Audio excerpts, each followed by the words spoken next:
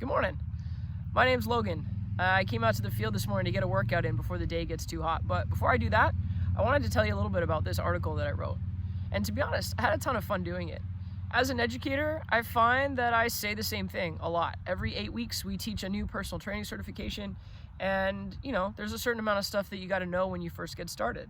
But in addition to all that science, all that content, I find that I'm talking a lot to my new trainers about the sales mindset. Because when you start in your first personal training job, you start with 0 clients. And for myself, I've started at 0 clients a bunch of times. Now, let me explain that so it doesn't sound crazy. When I first started working as a trainer, I had 0 clients. Then I moved to another company. I had to start over again at 0 clients. Then I moved to another gym in another city. Too far for my clients to come with me, so I had to start again at 0 clients. And I kept doing that. I moved to different cities, I moved to different companies, I moved to different gyms within the same company. So in all reality, I've actually done that about 15 times. So the one thing that I've learned in all of that time is that starting from 0 is scary for a lot of people, and I can totally understand why. But at the same time, if you think about all the things we learn as trainers in terms of movement, like you didn't just get under a barbell and do a barbell back squat the first time you ever try to squat.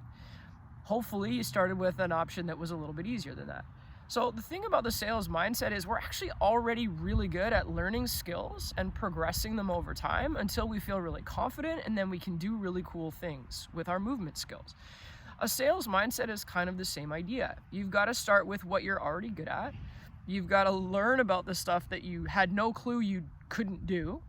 And then you want to start to get better at the skills that are going to make the biggest difference on your success, which, let's agree, is gaining clients. You never lose.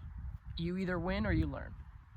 So what I mean by that is at every attempt to engage a client in your services, which essentially is a sale, hey, would you like to train with me? This is how much it costs. Yes or no?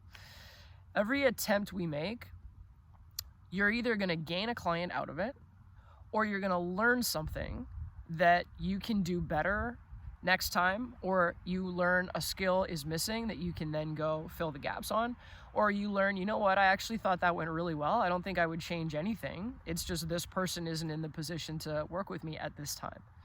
So if instead of being worried about losing, if instead of being worried about rejection, which is what no can feel like, if instead we think of walking into every scenario like I'm either going to win or I'm going to learn. I'm going to get this person to start working with me. That's going to be a win. Or I'm going to learn something about them. I'm going to learn something about myself. I'm going to learn something about my process. Then basically you're in a no-lose scenario, and it's probably going to feel a lot better.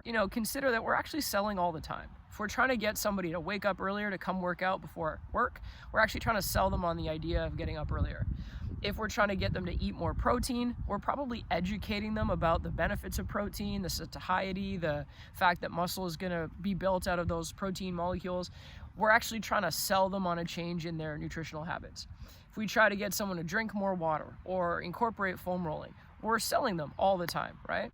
So when we start thinking about our sales mindset, if the only thing we can think of when it comes to sales is like sort of the stereotypically sleazy used car salesman, right? The only reason to be afraid of sales is if you don't actually believe in what you're selling. If you think that what you're saying to this person as you try to take their money from them is a lie, or it's not going to work, or, hey, I'm going to do everything I can to help you. And in the back of your mind, you're like, yeah, no, actually, I'm quitting in 2 weeks.